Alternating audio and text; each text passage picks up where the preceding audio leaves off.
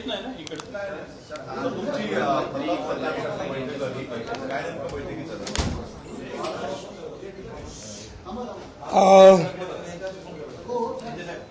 धाराशिवला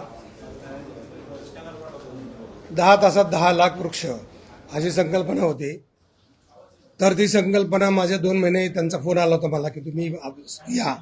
तर मी म्हटलं माझा याच्यावर विश्वास नाही, कारण बीडला जो गिनीज बुक ऑफ वर्ल्ड रेकॉर्डमध्ये नाव करून 15 लाख लावले होते, त्याचा मला अनुभव चांगला नव्हता. मी गेलो नव्हतो त्या कार्यक्रमाला. पण गेल्या वर्षी इथं धाराशिवचे जे कलेक्टर आहेत कीर्तिकरण पुजार, तर मी आमच्या सह्याद्री देवराची माणसं पाठवली, त्यांचं काम बरोबर आहे का बघितलं, मला बराचसा विश्वास पटला आणि मी म्हटलं की ओके येतो.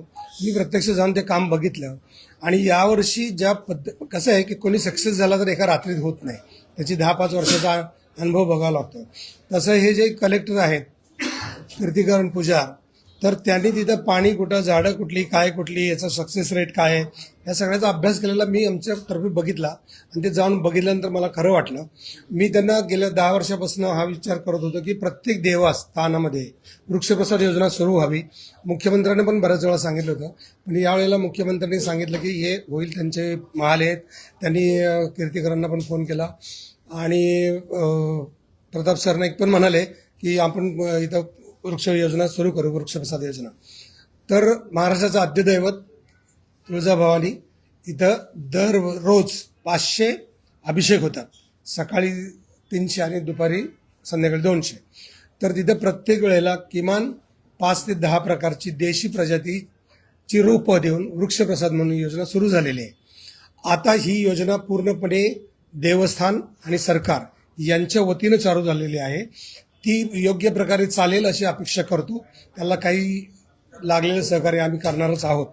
पण त्यानिमित्तानं आज एक देवराई तिथं व्हावी असं आमच्या त्या भाषणात ठरलं आणि मग इथं इंडियन ऑइल, रिलायन्स आणि अजून 4-5 कंपन्यांच्या लोकांना बोलवलं होतं आणि त्यांनी पहिल्यांदा आम्हाला CSR स्पॉन्सर करेल आणि 5-5 एकरच्या 5 देवऱ्या आम्ही धाराशिवमध्ये करू अशी अपेक्षा आहे. त्याचे प्रस्ताव आता देणार आहोत.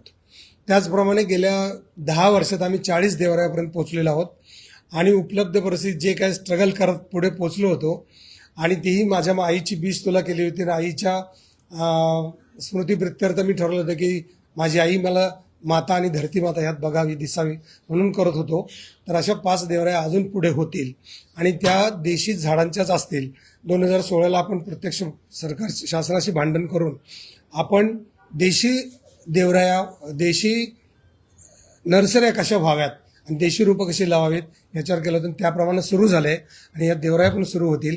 आजच्या मीटिंगचा आनंद आहे की परिवहन मंत्री माननीय प्रताप सरनाईक यांनी 5 देवरायासाठी 5 कंपन्याचे CSR, तर त्यातल्या 3-4 तरी वर्कआउट होतील आणि बक्षीस म्हणून दिलेले आहे. त्यामुळे आम्हाला महाराष्ट्रात काम करण्याला अतिशय आनंद आणि हुरूप येईल. धन्यवाद.